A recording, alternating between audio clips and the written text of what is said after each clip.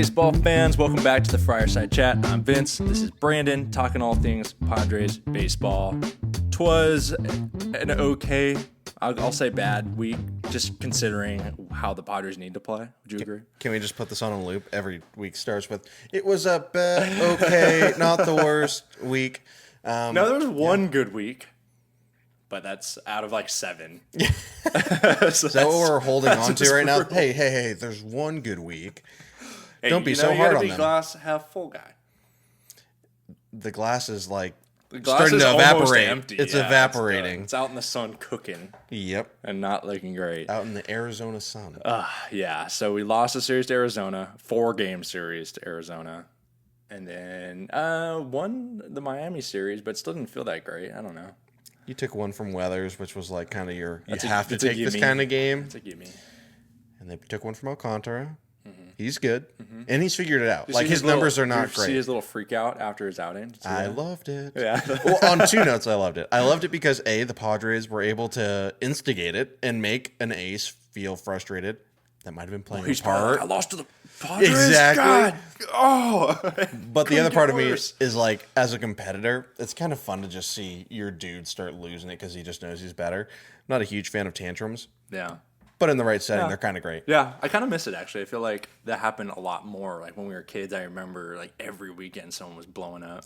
There was always the angry pitchers, though. Like, that's how Zambrano, they went about... Do you remember Carlos Oh, my Zambrano? gosh. Carlos Zambrano. What a name that I haven't thought about. It's a good forever. name drop, right? It is. Thank you. But I'm thinking of, like, the Randy Johnsons. Yeah. The Kurt Schillings. The Mad Bum. Yeah, that's true. Mad Bum was mad all the time. Nolan Ryan. Like, all these people, to compete was to be angry, and to be angry was to be focused. So that's like how they went about their business. The bulldog mentality, kind of. Roger Clemens. I mean, the list goes on. It's just a bunch of guys trying to be testosterone, puff the chest. Yeah. Anyways, fun tangent. So yeah, so after the week, the Padres sit at 61 and 67. So revisiting our little, 85 hypothesis there, that would mean they'd have to go 24 and 10, which is 700 ball the rest of the way. Hello, darkness, my old friend. I know, right? Not looking great. I mean, like you said, I think last week or the week before, it's like they could go on a run. It's possible. We're seeing the Mariners go on a run right now. They had like 8 games, lost one another 8 games or something.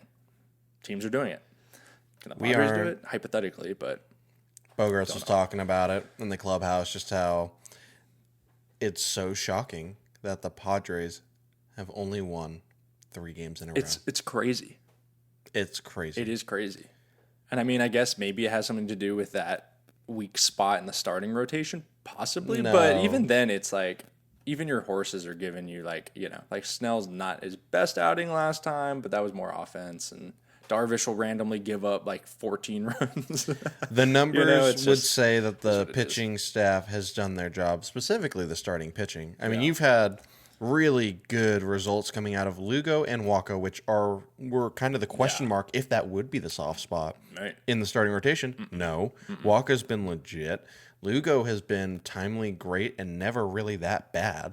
So, like, that's what you want at the bottom of the pitching rotation. Yeah. And then gives you a lot of innings. He can throw a gem. He can struggle and still give you 6 innings. Will be solid, and one will just blow up. Yeah, but then he'll be back. It's not going to let it linger. I honestly have been surprised with how well they've pieced together a 5-man rotation with Musgrove being gone.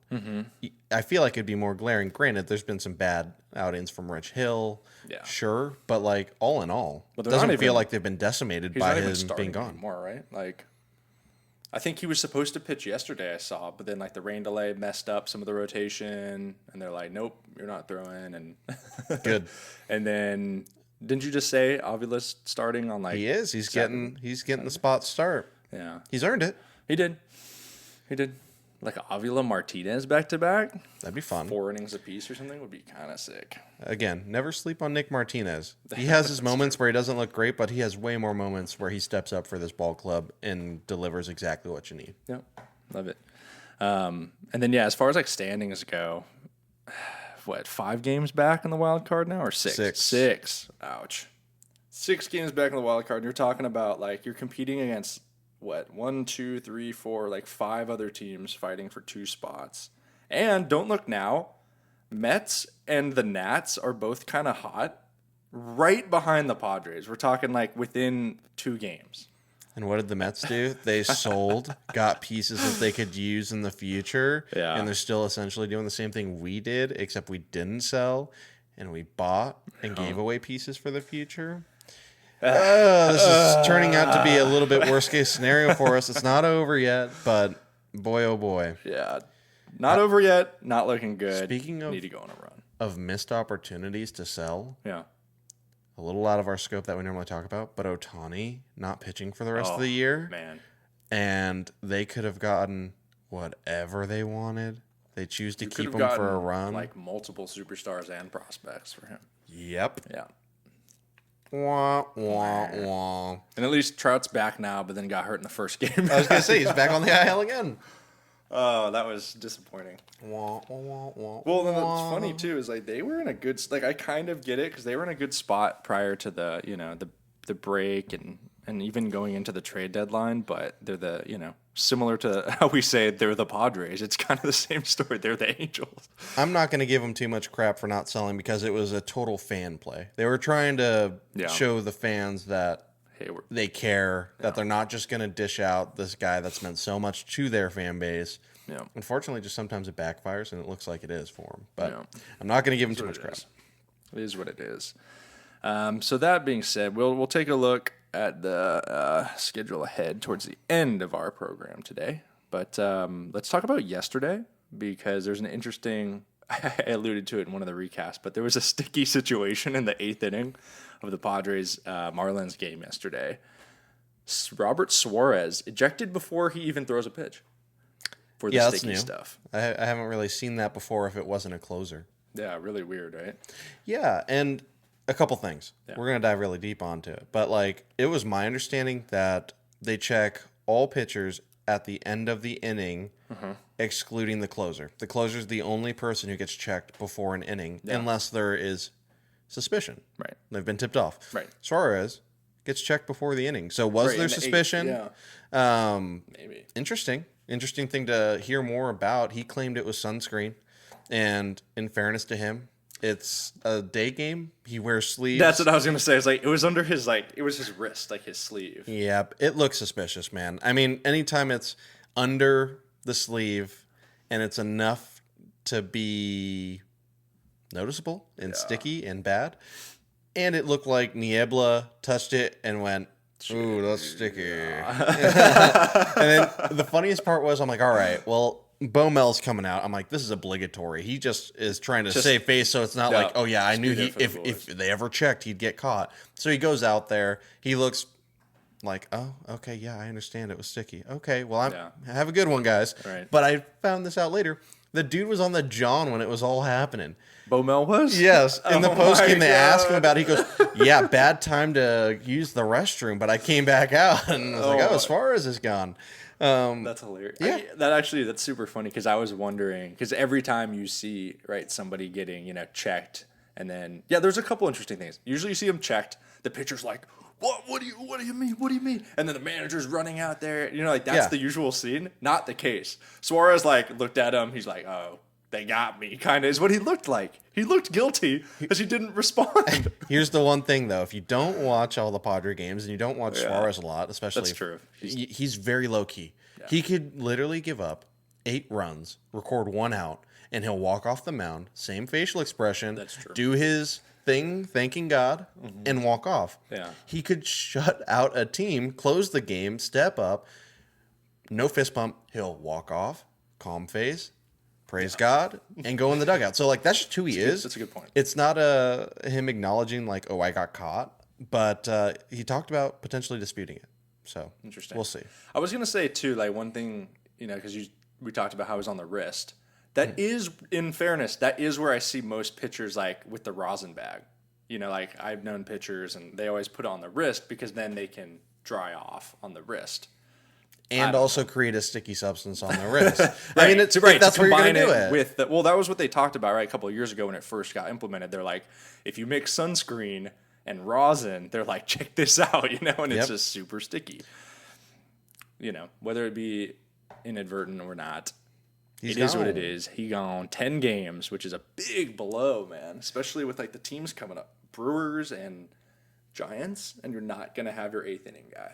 Yeah, I thought I was wrong. Let me preface, I'm wrong. Yeah. But I thought they did the 10-game suspensions for the starters so that way it would ensure that they would miss their spot in the rotation. Yeah.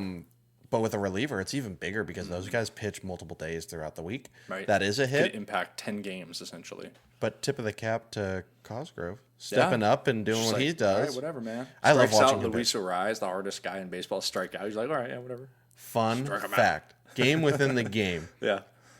I love Cosgrove because he's a crazy psychotic mofo. Every missed pitch that he has, he's MFing himself like crazy. Little Jake PVS. Little Jake PVS. Love it. But game within the game, when that Arias at bat, that means something. You know when you're facing the guy that doesn't strike out and the guy that's almost hitting 400. He wanted to get him out. He gets him to 2 strikes, slider, misses. Mother. Next one, slider, misses. Son of a. And Sanchez is behind the dish going, all right, let's go to the fastball, man. He's seen this pitch 3 times in a row. Like, let's change it up. And you just see Cosgrove going, no. And I'm watching it at home going, he's going to go back to the slider again because he just wants to get it right. Sure enough, got it. A better slider, strike 3, and I loved it. Yeah, I loved filthy it. pitch. It was I'm not going to let this pitch beat me. This is my plus. I'm going to get it done, and I'm going to get him out. And he did it. Yeah. It was awesome. Well, and you've mentioned before just how nasty Cosgrove's slider is, too. So gross. And it's like, right, sometimes it's hard for us to tell from, TV and not being in the box. But, like, when you have the guy like Arias up, who's been, like, consensus the best contact hitter for the last, like, 2 years or so. And he just, he didn't just miss. He whiffed on it. Yeah. Big time. And that guy, like, does not swing and miss often. So it's just a good testament to show, how good that slider is. When he can locate it, that's, like, probably one of the best pitches in baseball. It has the most total movement, distance-wise, than most pitches, and that's why Arias missed it. Yeah. That guy has great bat-to-ball skills and trusts that if he sees a slider middle that starts middle and it goes away, I can get my bat on it. I can spoil it. Right. But when it starts middle and goes to the other batter's box, that's when his brain has been conditioned. Oh, you'll make contact. Just flick it. And it goes that extra couple inches. Well, now that missed the barrel. So that's what happened there. Yeah. Really cool. It's rare to have a pitcher that has that much distance movement on a pitch. Yep. And, I mean, hopefully you can keep that up because it seems like he's going to be the 8th inning guy for the next 2 weeks. I'm not mad Bringing about it all it. full circle. He's earned it. Yeah, it's a promotion for a young guy. I mean, this could be really big for his development in being like, hey, I am that guy. I can be your 8th inning guy. Right? And if Hader doesn't come back, Suarez moves up to the closer. The new Hader even. Who knows? Who knows? I mean, the Padres have not been good at developing players in general over the years, but they always find a way to have a really good closer. True. Always. It's so weird. We always have a closer. And they'll leave and not do as well. It's one of the few positions that we seem to have a good hold on. So we'll see what happens with them. The Hoffman effect. Yes. But no, that's my Cosgrove spiel. No, that's good. It's a good take. So let's talk consistency. Padres offense specifically. Consistently inconsistent. Exactly. That's a great way to put it.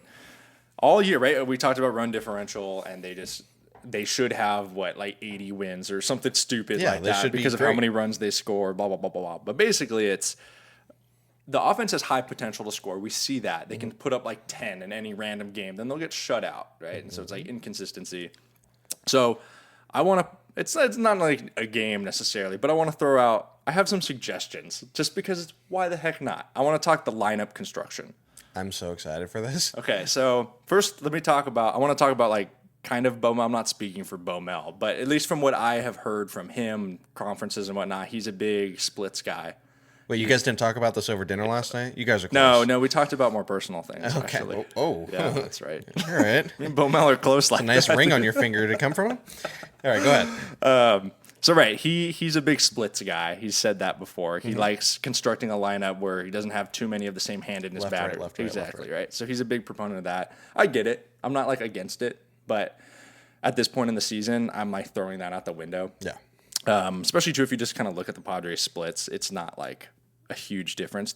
They do hit better against left-handed pitchers. That's a well-known fact. Biggest guy you can see with that is Machado. I was just about to say Manny. I looked it up. He hits like 333 against lefties, and he's hitting 220 against righties this year. That's unfortunate. Yeah, that's big. But anyway, so that was like one factor in there. I think that's like one of the biggest ones. Yeah, we debunked that. It also dictates a lot of who's DHing. He's always the opposite of the pitcher. And just like, he's been hitting Cronenworth in like the 6th spot all year, which is like, okay, I get it, but I think it's to get that left-handed bat in the lineup. So anyways, like I mentioned, I put some numbers in. I focused on like on-base percentage and slugging and OPS just because that's, a culmination of the two. Right. I actually made these little graphs, so we'll post them up top, right up here. Pop, pop, pop, pop. I've got, on one of them, I've got the usual lineup. So tell me if I'm wrong, but this is, more times than not, this is the lineup. It's Kim, Tatis, Soto, Machado, Bogarts, Cronenworth, Sanchez, Cooper, Grisham. Yeah. And then you'll throw Campusano in there occasionally. But that's the lineup. And if you go down the list, that's right, left, right, left, right, left. Fits Bo's MO. And if you look at this graph here that I have up here, it actually creates like a camel hump. If you're looking at like OPS, on-base percentage, all that good stuff, where basically it's, Kim, Tatis, and then Soto spikes. But then you got a slow decline, like Machado, Bogarts, Cronenworth, it goes down. And then you get a little bump from Sanchez because of the slugging.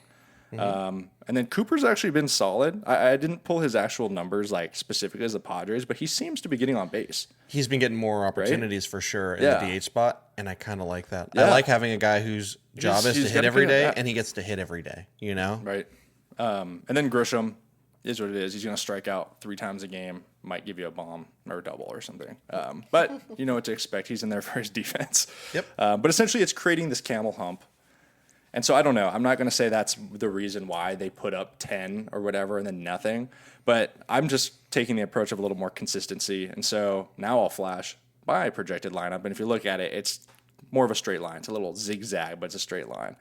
So here's my alteration to the lineup. I want to hear it. We got Kim, Soto, Machado, Tatis in the 4-hole, Bogarts, Sanchez, Campusano, whatever, interchangeable in the 6-hole, Cronenworth, Cooper, Grisham. So it's not a big change. Really, it's getting Tatis in the 4-hole, moving Soto up, and then it's also moving Sanchez up.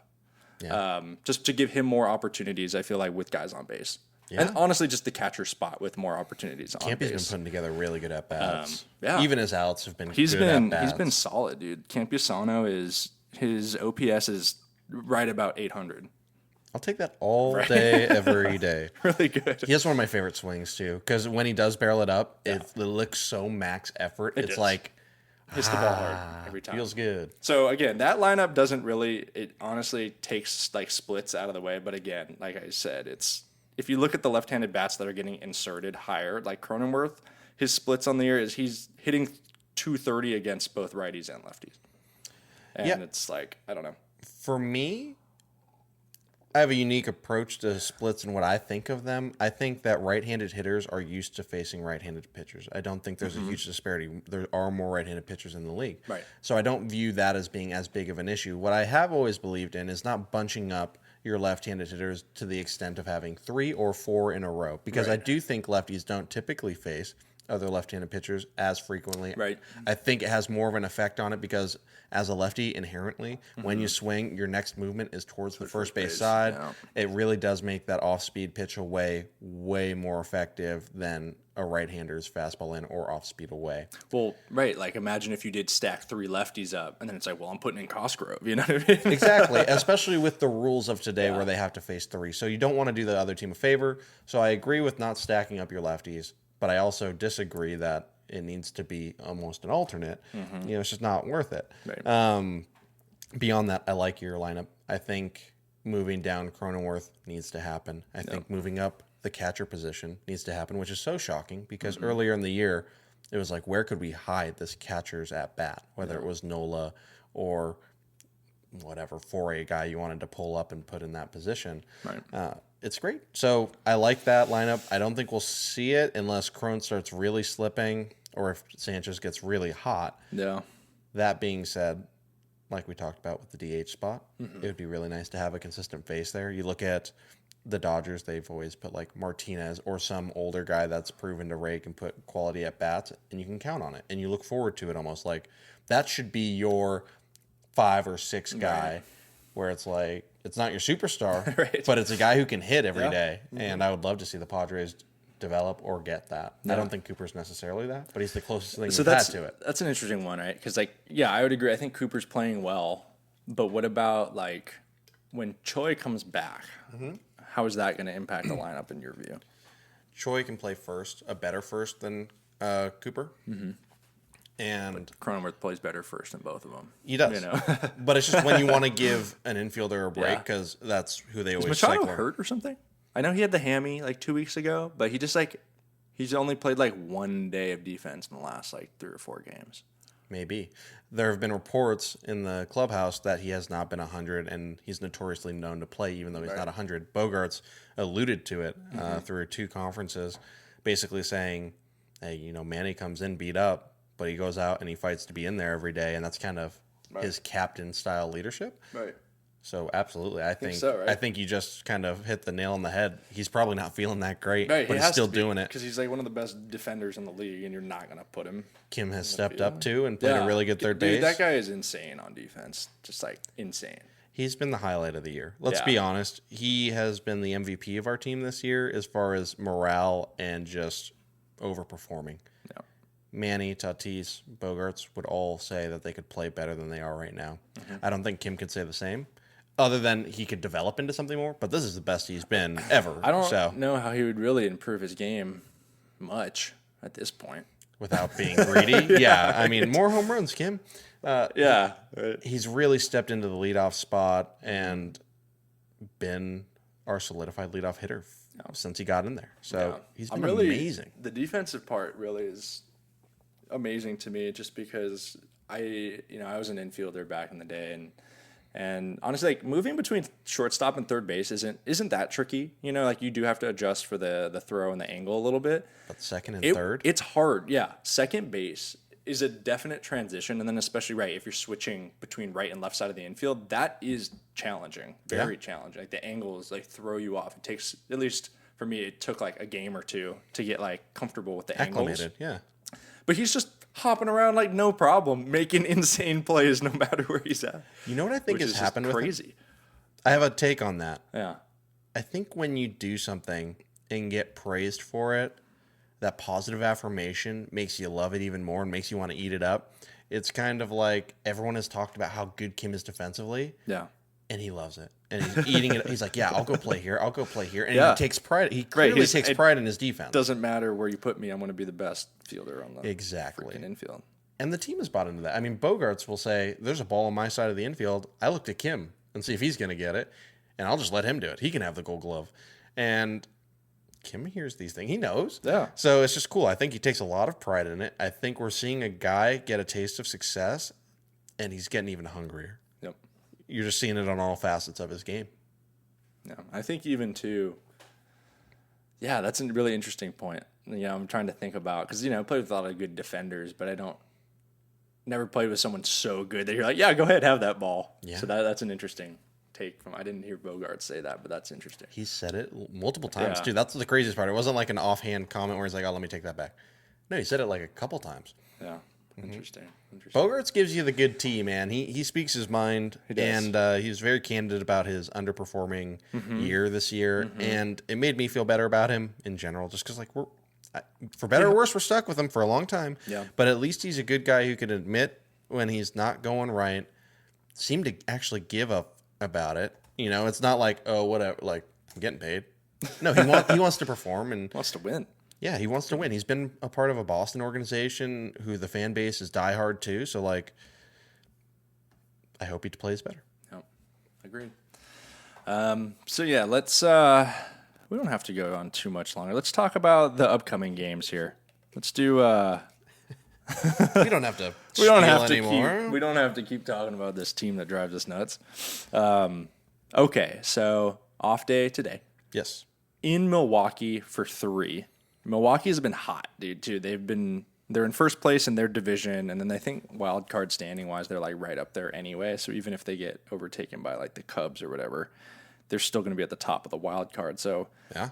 they're a team fighting for a playoff, but in a good spot. So they're feeling good. 8-2 in the last 10. They had a walk-off win yesterday. They've got their dogs coming. Dude, yeah, they've been hot. Woodruff is starting on Friday against Darvish. It's actually an interesting matchup. I can't wait to watch that. Yeah. Those are two high-caliber pitchers who know what's up, going at it. Yeah, that's a good one. You want to come over, have some beer brats in honor of Milwaukee, and take them down? That would be great. The brats and the You brews. make a mean brat. I do. You know this. Yeah, that was good stuff. Who's next? After Milwaukee, at St. Louis. Normally you'd fear them. Not this year. Normally that's always, especially in St. Louis. You feel like that's a good home territory for the Cardinals. But not this year. These guys have been struggling. They're 4-6 over the last 10, not even in the race. Very uncharacteristic for the Cardinals.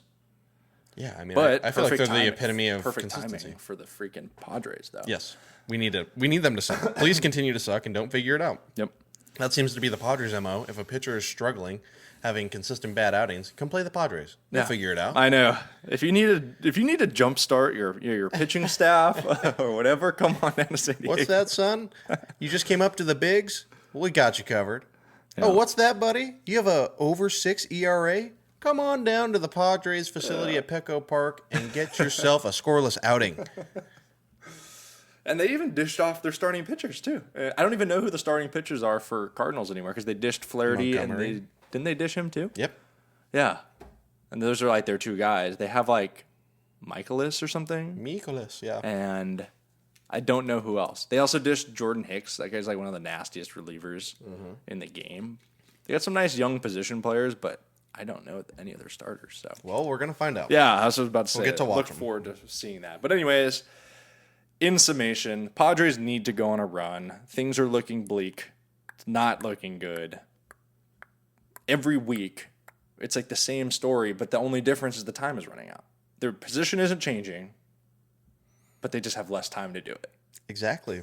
And in this week, their position actually got worse. And I told you earlier, losing ground to Arizona is where you couldn't afford to really lose those games. They lost both series. And I said that was the end of their season.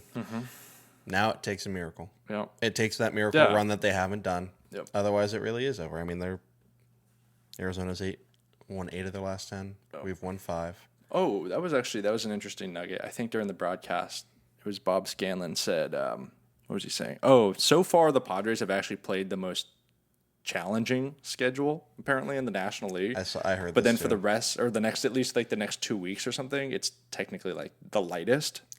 I think it's Or something actually like going that. Or through is it the the end rest of of the the season. Really? Yeah. I guess I just didn't like buy that because I saw there was a week where we played the Dodgers and then the Astros for a week. Yeah, but then you have Chicago White Sox The Athletics. and the I Athletics. think another Giants series, but Giants have been playing well, so I don't know. We'll see how it all shakes Yeah, out. we will see. We will see. 1 week at a time. Padres need to go on a run. Let's see it. Keep the faith. Get those guys up here. We believe. Yeah. We Or believe. what did the Aztecs say back in the day? Remember Aztec basketball? It was God. I believe. I believe that we will win. I believe that we will win. That whole thing. Yeah, get those. I mean, people I would in the like crowd. to do that for the Padres. They just make it incredibly difficult. But hey, we're freaking Padres fans. We've been through this before, and it won't be the last time either. Guarantees that we can actually count on. All right, Wraps it up, sweet. man. All right, dude. We will see you next week. Thank you again, everybody, for tuning in. As always, go Pods. Yee. Later.